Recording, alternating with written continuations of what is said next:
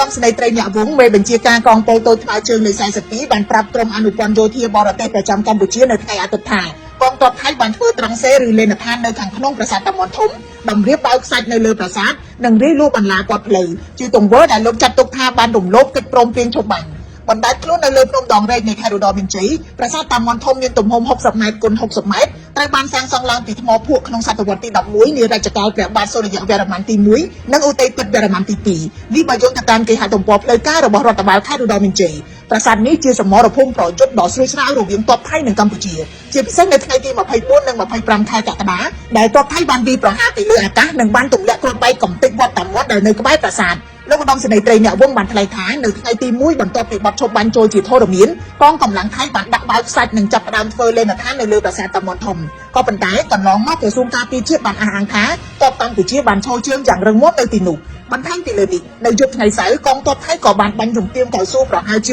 100គ្រាប់មកលើទ័ពកម្ពុជាដែលឈរជើងនៅប្រាសាទតាមាន់ធំលោកឧត្តមសេនីយ៍ត្រីអ្នកវងមានប្រសាសន៍ថាដោយឈរលើគោលការណ៍បទឈប់បាញ់កម្ពុជាមិនបានឆ្លើយតបដោយកម្លាំងយោធានោះទេ